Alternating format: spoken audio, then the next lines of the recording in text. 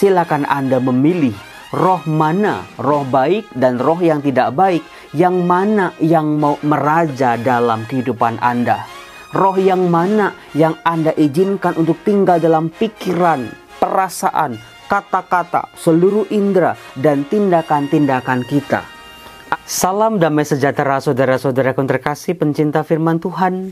Berjumpa kembali dengan Bible Learning with Father Joseph. Saudara-saudara, bagaimana kabar Anda hari ini? Saya sangat berharap hidup Anda selalu dikaruniai oleh Roh Kudus. Roh tinggal dalam diri Anda. Roh hidup dalam hati Anda.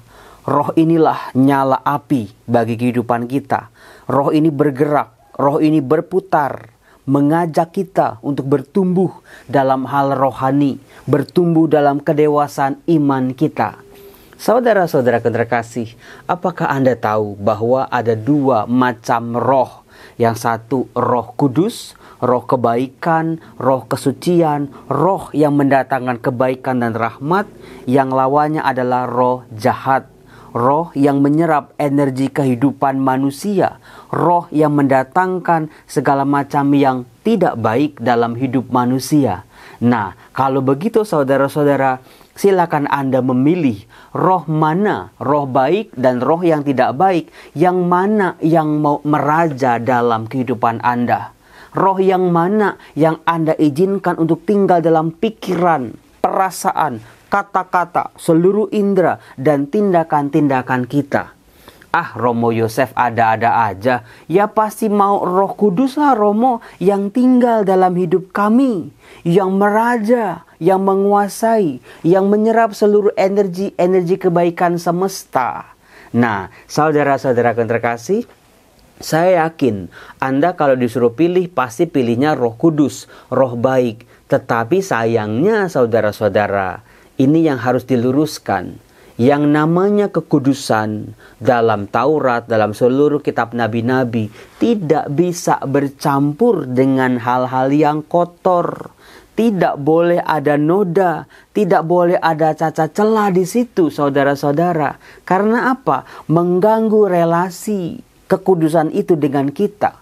Maka dalam Taurat, kitab Imamat, dalam kitab nabi-nabi, kita bisa melihat bagaimana panggilan manusia untuk menuju kekudusan. Ternyata Allah tidak menyerah. Allah tahu bagaimana kelemahan kita. Allah tahu bagaimana rapuhnya kita.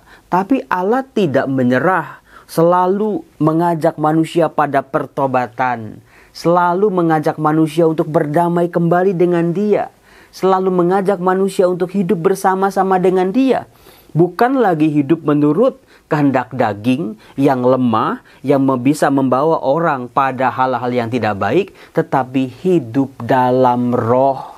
Saudara-saudara yang terkasih, ini menjadi sangat penting saudara-saudara, karena inilah yang mau diluruskan oleh Santo Paulus kepada jemaat di Korintus dalam suratnya yang kedua. Silakan Anda buka 2 Korintus bab 3 ayat 4 sampai 11. 2 Korintus bab 3 ayat 4 sampai 11. Di situ Santo Paulus meluruskan apa yang dimiliki oleh orang-orang Israel, oleh orang-orang sebangsanya. Sebuah warisan rohani, sebuah kekuatan dalam hidup bangsa Israel, yaitu Taurat. Nah, ini dia yang bikin saya gemes saudara-saudara. Banyak kita begitu mendengar Taurat langsung mikirnya apa? Ahli Taurat. Langsung mikirnya pada hal-hal kemunafikan. Langsung berpikir pada peraturan-peraturan. Kalau ada peraturan pasti identik dengan pelanggaran-pelanggaran. Kalau identik pelanggaran juga identik dengan hukuman demi hukuman. Sayang sekali sih. Karena apa? Saya salah satu pengampu atau dosen yang mengajarkan pengantar atau tafsir Taurat di kampus. Saya mendalami Taurat. Banyak hal yang kita tidak tahu atau belum mengerti tentang Taurat sebetulnya. Taurat, kalau orang Israel berbicara soal Taurat, sebetulnya sedang berbicara soal pandangan hidup, cara hidup, roh yang menggerakkan, alasan dari semua yang ada Itu Taurat sebetulnya, saudara-saudara. Jadi bukan sekedar hukum, bukan coba hitam di atas putih, bukan sekedar hukuman-hukuman juga, bukan sekedar pelanggaran-pelanggaran atau kewajiban-kewajiban semata. Tidak. Maka dari itu Paulus meluruskan bahwa kalau Taurat hanya dipandang sebagai hukum, sebagai peraturan manusia biasa, akan pudar dan akan membawa pada penghukuman. Karena si pemberi Taurat adalah Allah sendiri yang berbicara kepada Musa dalam roh dan kebenaran. Maka ketika setiap kita membaca Taurat, bacalah itu dalam roh juga. Jangan dari kelemahan manusia, kedagingan manusia, nanti nggak nyambung, saudara-saudara. Sesuatu yang dari roh, dari hal yang kudus, harus dibaca, dihidupi, dijalani dalam roh dan kebenaran dan kekudusan juga. Di situ baru keluar tuh daya dahsyatnya. Tuhan Yesus sendiri tidak menolak Taurat. Tuhan Yesus berkata dalam bacaan Injil, dikatakan, sungguh selama belum lenyap langit dan bumi ini, satu iota atau satu titik pun tidak akan ditiadakan dari hukum Taurat sebelum semuanya terjadi. Romo, kenapa gereja sekarang tidak lagi menjalankan Taurat? Karena apa? Ada kalimat terakhir tadi, sebelum semuanya terjadi. Dalam wafat, sengsara, dan kebangkitan Tuhan, semua yang dikatakan oleh Taurat menjadi tergenapi. Yesus memberikan hukum barunya kepada kita. Dalam sebuah relasi yang lebih dekat lagi, kekudusan yang sangat kudus, Sang Maha Kudus, yaitu Allah sendiri hadir di tengah-tengah kita, bergaul secara dekat dengan kita. Bukan antara Allah di surga, manusia di dunia, tapi Allah yang hadir dalam rupa manusia, bergaul bersama kita manusia. Itu yang luar biasa, saudara-saudaraku terkasih. Mengapa Taurat diperbaharui, digenapi dalam peristiwa hidup Yesus, wafat dan kebangkitannya. Nah, saudara-saudaraku yang terkasih, kalau tadi Romo Yosef pernah bilang bahwa Taurat adalah cara hidup. Taurat adalah roh yang bergerak dalam diri setiap orang yang percaya. Karena Taurat juga berbicara soal relasi dengan Allah. Tidak pernah bisa dibayangkan, tidak bisa dibenarkan juga kalau Taurat hanya dibaca hanya sebatas hukum saja. Taurat adalah roh yang menggerakkan setiap manusia untuk berelasi benar dengan Allah. Tetapi saudara-saudara, dalam kitab Taurat juga kita bisa melihat ternyata bukan soal aku dengan Allahku, relasiku dengan Allahku yang harus baik-baik saja. Tetapi relasiku dengan Allah yang baik ini juga terpancar dalam relasiku dengan sesamaku. Terpancar dari hatiku, dari kedalaman jiwaku. Tampak dari pancaran mata, dari kata-kata, dari senyuman, dari tingkah laku, dari seluruh indera, dari pembawaan dan sikap-sikap kita. Bagaimana kita memperlakukan dan berelasi dengan sesama di sekitar kita. Jadi, saudara-saudara, Taurat betul-betul diajarkan oleh Tuhan Yesus lebih dalam lagi. Bukan sekedar penghukum, bukan soal hukuman-hukuman, peraturan-peraturan yang panjang lebar yang membawa manusia pada kemunafikan. Dengan Taurat malah mereka menolak penebusan Allah dalam diri Yesus Kristus. Itu yang diperbaharui dengan Taurat baru. Ajaran-ajaran Yesus, hidupnya, karyanya, pengajarannya, termasuk mukjizatnya, sengsaranya, kesetiaannya, penderitaannya, wafat sampai kebangkitannya. Kita memiliki jalan pintu masuk yang baru untuk berelasi dengan Allah dan juga dengan sesama yang dibungkus dengan luar biasa dengan bahasa kasih. Saudara-saudara terkasih, setiap dari kita ada kok roh dalam diri kita. Ada. Kalau roh itu nggak ada, kita mungkin mati, saudara-saudara. Roh itulah yang betul-betul hadir dalam jiwa kita, hadir dalam badan kita, dalam keseluruhan hidup kita. Jangan biarkan roh Tuhan yang sudah kita terima mati dalam diri kita.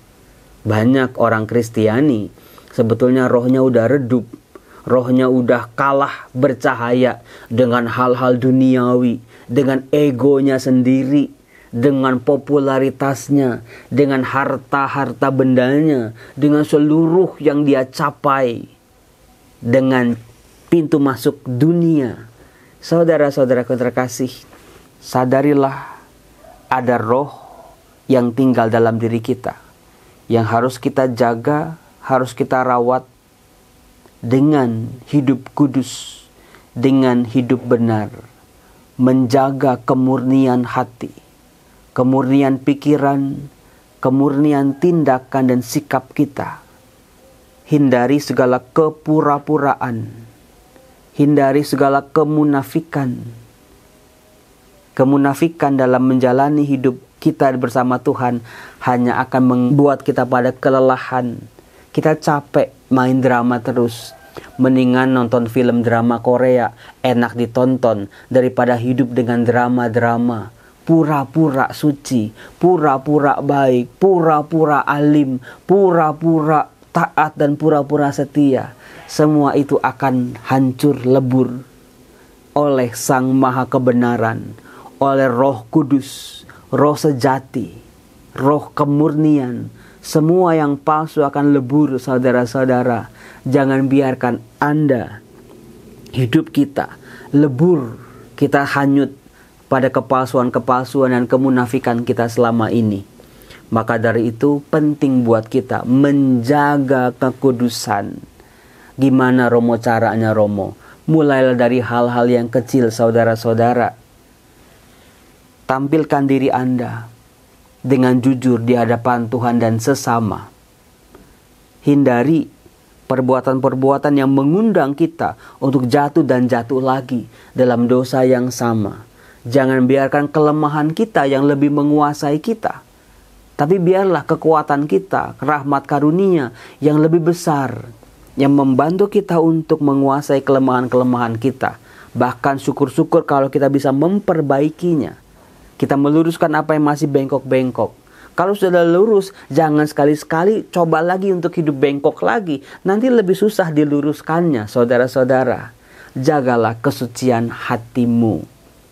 Doa, baca firman, ekaristi, sambut komuni, kata-kata yang baik, relasi yang baik, itu juga membantu kita untuk menjaga kekudusan Allah.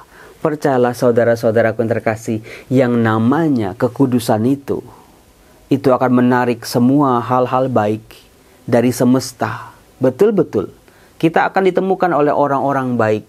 Kita akan ditemukan oleh jalan-jalan yang baik. Kita akan ditemukan dengan pergaulan-pergaulan yang baik. Rezeki, kesehatan, kesembuhan akan datang sendiri. Nggak perlu kita cari-cari dengan susah payah. Kalau kita hidup dalam kekudusan, sesuatu yang sangat baik, mengenal dan menarik segala yang baik untuk hidup kita. Maka Allah sungguh-sungguh bekerja dalam segala sesuatu untuk mendatangkan kebaikan dalam hidup kita. Tetapi saudara-saudara, kalau kita mengizinkan sedikit saja hal-hal yang kotor, hal-hal yang membawa kita pada kenajisan, hal-hal yang membawa kita pada keburukan, membuat kita makin lama dikuasai oleh mereka. Sampai-sampai tahu-taunya kita jauh dari Allah.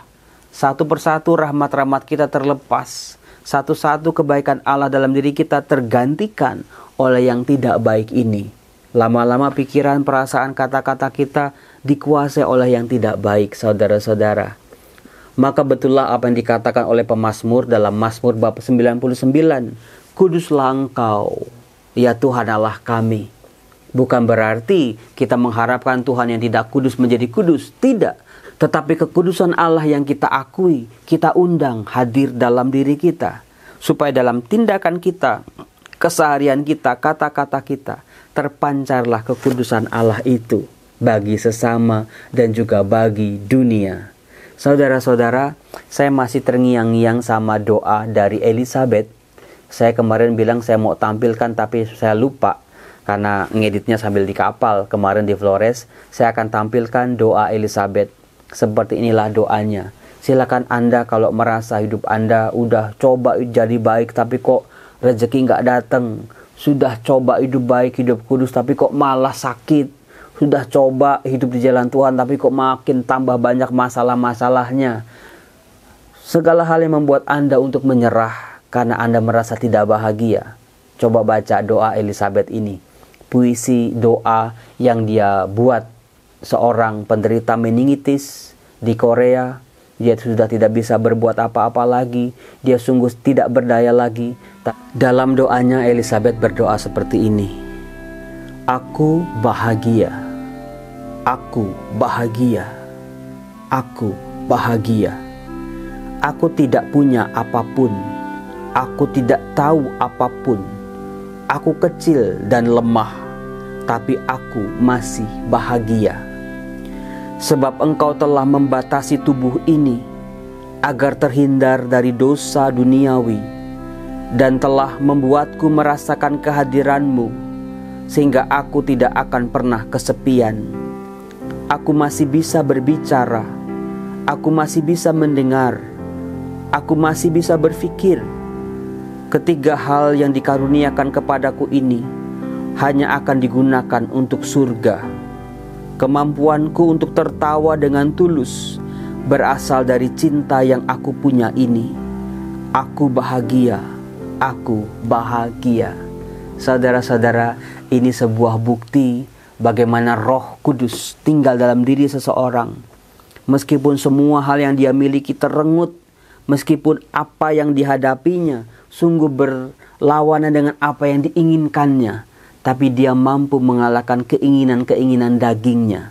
Dalam situasi tidak berdaya, dalam segala hal dia mampu bersyukur. Dan dia dengan yakin, dengan senyumnya yang tulus, bukan yang pura-pura, berkata, aku bahagia.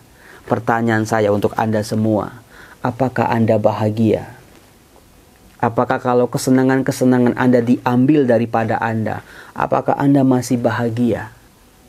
Apakah ketika hidup berjalan tidak sesuai dengan keinginan Anda, apakah Anda masih bahagia di dalam Tuhan? Mari saudara-saudara, kita cari sang kebahagiaan sejati dalam hidup kita. Kehadiran Allah, Roh yang murni, biarlah itu tinggal dalam diri kita. Salam damai sejahtera, Tuhan Yesus memberkati saudara semua. Salam. Saudara-saudaraku, bersama dengan saya Bapak Stanislaus Guntur. Bapak katanya penonton Bible Learning dari Labuan Bajo. Ya. Menurut pendapat Bapak bagaimana pengalaman Bapak dengan Bible Learning?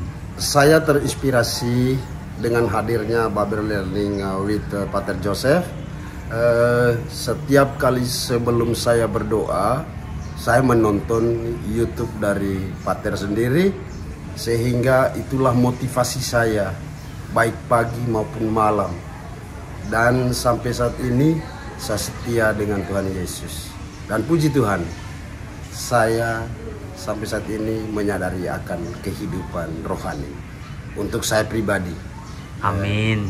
Ya, puji Tuhan, dan saya sangat terima kasih Pater Joseph, sehingga mengingatkan kami sebagai umat akan kehadiran Roh Kudus, sehingga kami menyadari kehidupan ini untuk umat manusia. Iya. Semoga di lain kesempatan, kalau boleh, sesekalilah hadir di gereja Paroki Roh Kudus Labuan Bajo. Amin. Untuk mengingatkan kami yang ada di Labuan Bajo. Iya. Itu harapan kami. Ya, Bapak Stanislaus ini bekerja di Satpol PP, Manggarai Barat, Puncak Waringin ya. Puncak Waringin. Jadi kalau teman-teman Bible Learning kesini pasti cari Pak Stanis ya. Siap.